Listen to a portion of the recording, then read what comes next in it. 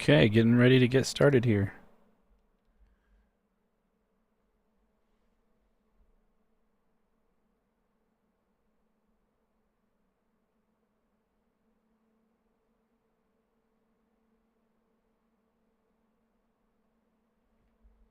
Okay, getting ready to get started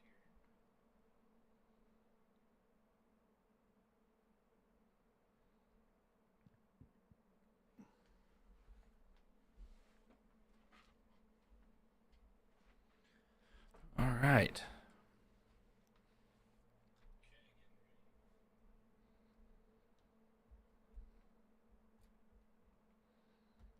Okay, give it another minute. See if anyone else jumps in. And then we'll get started.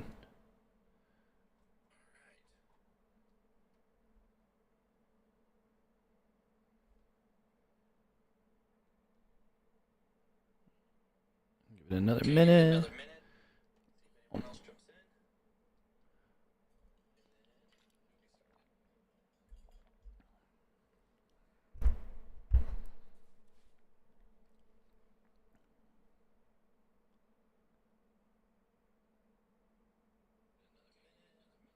All right, I think we're good to go here. Let's get this thing started. Hey, there we go. We're live yet again on this beautiful July 14th, 2026. I just want to test one more thing. Beautiful. Okay, let's get started. Well, hello, everyone. Welcome in. And if you're joining, go ahead and just drop your city in the chat so I can kind of get an idea where everyone is from. And we'll get started here in just a second. Everything looks good on my end. Okay, cool. Everything look on the background. Background's looking good. Okay, we're looking great today. Let's do this. Okay, so for those of you guys who haven't met me yet, my name is Seth Rangel. I am the founder of Foundational Marketing Hub, and we work specifically with foundation repair and basement waterproofing companies.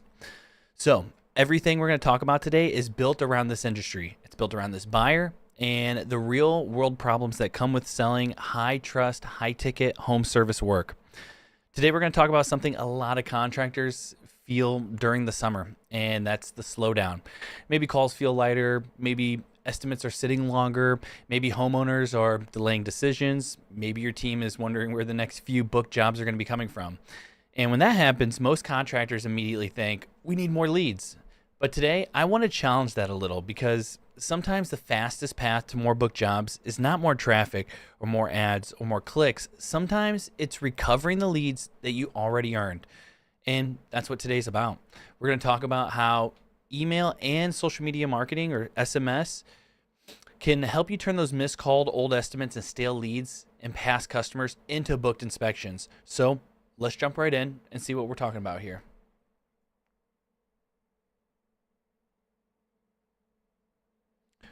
So who's this training for? This webinar is specifically for foundation repair and basement waterproofing companies. It's for owners, operators, office teams, and sales teams who are ready to start getting some level of lead flow, but they don't know where the opportunities are kind of slipping through the cracks. Maybe you're missing calls and your team's in the field, or maybe you have old leads just sitting in a CRM or in your inbox, or maybe even a spreadsheet. Maybe you send estimates, follow up once, and then the homeowner disappears. Maybe past customers finish a job and then you never hear from them again.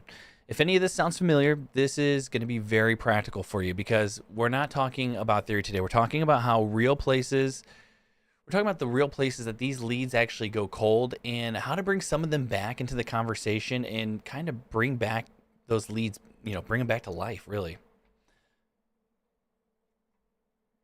Okay. Next here's basically the big reframe for today. It's, you may not need more leads at first. You may just need to recover some of the leads that you've already paid for. And now I'm not just saying that lead generation doesn't matter, because it absolutely does. SEO matters, Google Maps matters, PPC matters, your website matters, reviews matter. But if your leads are coming in and the follow up system is weak, the business can lose opportunities. That means you may be paying for traffic, paying for clicks, paying for visibility, and still losing jobs after the lead comes in. And that's where the leak probably is and what we're going to focus in on today. Not just how to get more attention, but how to turn more of that intention into booked inspections.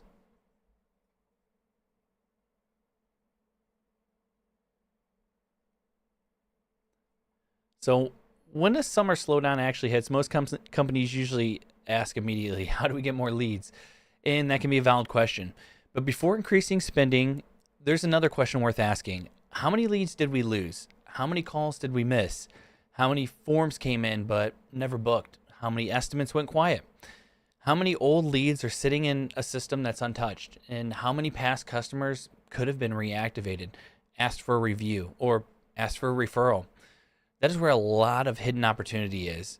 And summer is a great time to clean up that pipeline because slower months expose cracks in the follow-up process.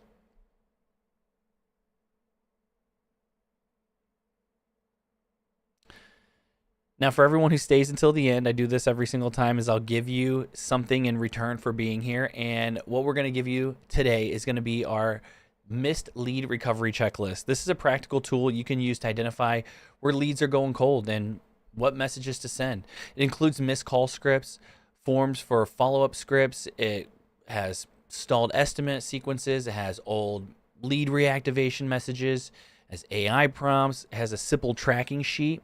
And this is not just theory here. This is built to help you in your own pipeline and ask, where are we leaking these booked inspections? So by the end, you'll not just understand the strategy, but you'll actually have something you can actually use in the future to help this out.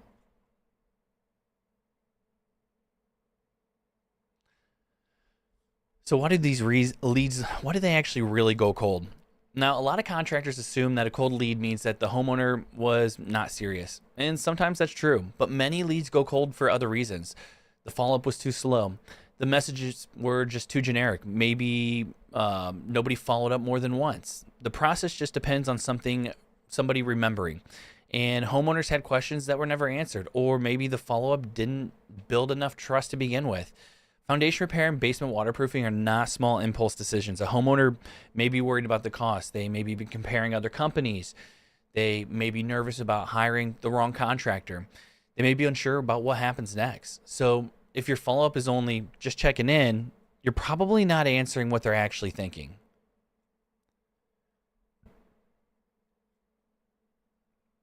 Now, this is an important distinction because not every quiet lead is dead. Some are just stalled.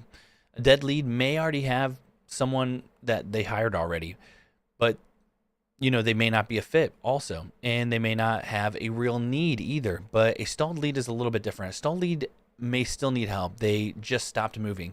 Maybe they got busy. Maybe they were waiting for a spouse. Maybe they were comparing prices, and maybe the estimate felt overwhelming. Maybe they were unsure if the problem was urgent. And those leads often do not need pressure. They need the right kind of follow-up at the right time. And that's where email and SMS can actually really help.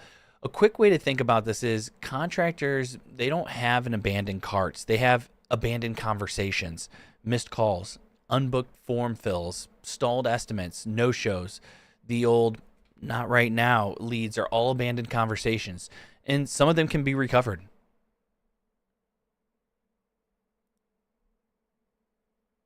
So these are the 5 lead leaks that we're going to try to focus on today.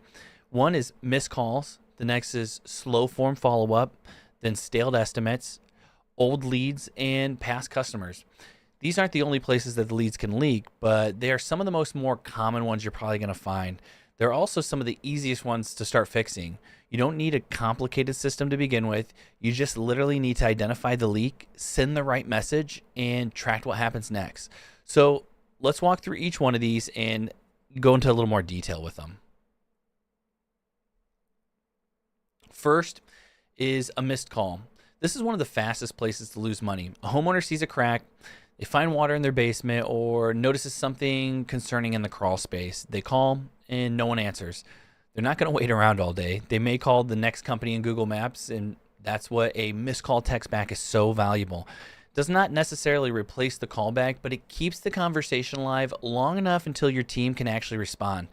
And a simple message like, "Hi, John, sorry we missed your call. Were you calling about foundation repair or basement waterproofing issue?" Just reply yes, and we can help get you scheduled. That one message can keep the lead from just disappearing. The second one is slow form follow up. The form, whenever they fill this out, this just means that this is a high intent action. The homeowner took time to visit your website and ask for help. But if the form just sits for hours, that lead can cool off very quickly. This is where that first message does three things: it confirms the request, sets the expectations, and prompts the next step. The SMS can be really simple too. It can just say, "Hey, John, this is XYZ foundation repair. We received your request about foundation repair. Do you want help finding the next available inspection time?" Then an email can explain what happens next. That combination gives the homeowner immediate confirmation and a clear path forward. The third is stalled estimates, and this is a big one. A lot of companies do the inspection, they'll send the estimate, they'll follow up once, and then they just stop. But foundation repair and basement waterproofing work can just be a really big decision for most homeowners. If the homeowner goes quiet, it may not be because they're not interested. They just may be unsure. They may have questions about the cost or the timing or urgency or what the project will look like. So instead of sending just checking in type messages, use a short follow-up sequence. And here's what that can look like. Day one, the SMS would say, "Hey, John, just checking on your foundation repair estimate. Do you have any questions before deciding the next step?" Then day three could be an email. And this email could address the real objections, maybe the cost or the timing or the disruption or what happens next. And then day 7, you can send another SMS. "Hey, John, are you still looking to get your foundation repair issue handled? Reply yes, and we can help you with next steps." Then day 14, send an email. Maybe send a review that you've gotten or a testimonial or a project example or FAQs to kind of help them out. Then send another message, maybe day 30, another SMS saying, "Hey, John, should we keep your foundation repair estimate open or has this already been handled?" That last message can actually be pretty useful because it gives you clarity if they're either re-engaging or they'll tell you if it's been handled or not. So you just know how to update that pipeline moving forward. The big point here is that a stall lead often does not need pressure. They just need confidence and consistency. The fourth leak is old leads. And this is the best place to start focusing on during a summer slowdown. You may have leads just sitting in your system from the last few months that never turned into book jobs. And some of those are worth pursuing, but some may still need a little bit of help. Maybe they just need a little push to get that project going. Maybe they were just waiting for money. Maybe they were waiting to see if the problem got worse. Maybe it rained again and now they're a little more motivated. The key is not to just blast everyone with the same message. It's to segment that list from old estimates that should get one message, old form fills should get a different message, and the past not ready leads should get a different message. Then make the message very simple. "Hi, John, this is XYZ foundation repair. Earlier this year, we reached out about foundation repair. Are you still looking to get that handled?" That is direct, it's relevant, and it's easy to answer.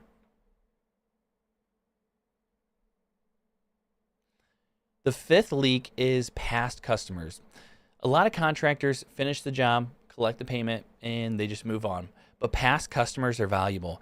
They already know you. They may leave you a review. They may refer a neighbor, and they may need additional work later. And they may know someone with a basement leak or foundation issue. And they can help strengthen your reputation. A simple job post workflow can start with, "Hey, John, thanks again for trusting XYZ foundation repair. How did everything go with your project?" If the reply is positive, ask for a Google review. If the reply is neutral or negative, route it to someone in your team that can make it right. That's not just marketing. That's reputation management and customer experience all into one.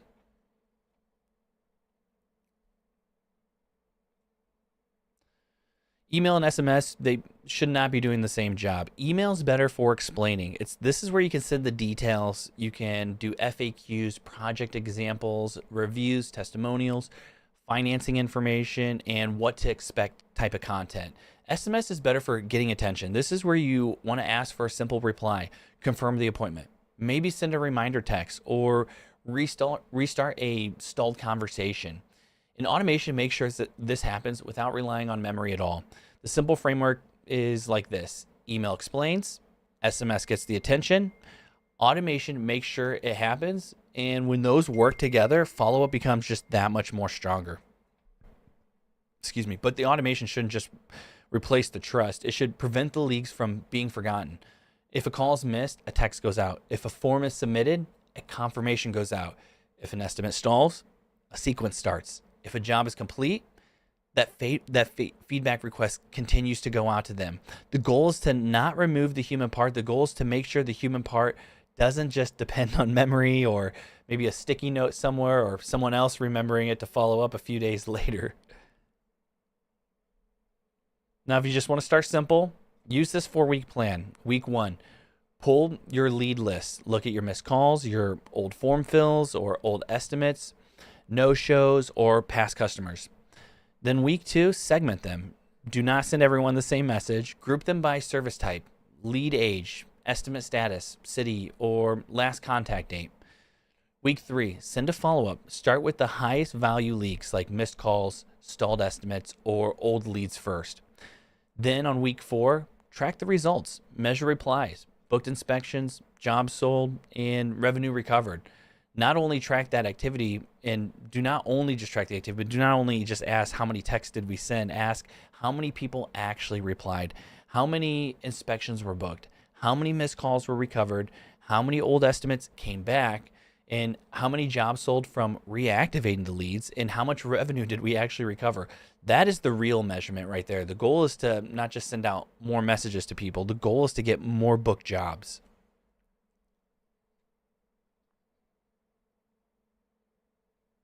Okay, so as promised, this is where we have the missed lead recovery checklist comes in.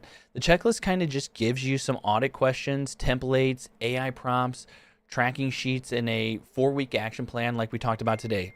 Start with section 1. Don't try to fix everything at once. Just start with missed calls, or start with stale estimates, or pull your old leads from the last 90 days. The point is to stop guessing and to find where that follow-up process may be leaking those booked jobs.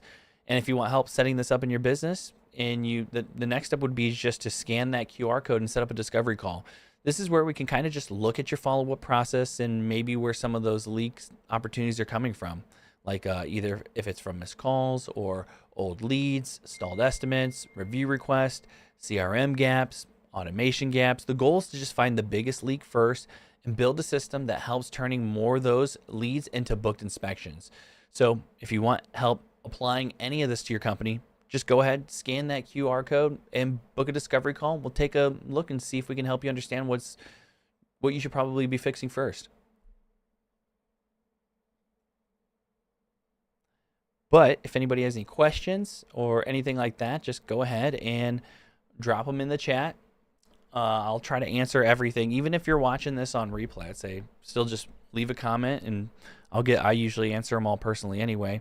But just to give you some ideas of some common questions we usually hear would be something like, what should we automate first? Or how many follow-ups are too many? Or what should an SMS actually say? Or how do we follow up without sounding too pushy? Or what do we do with old estimates? Or where should we start if the CRM is messy?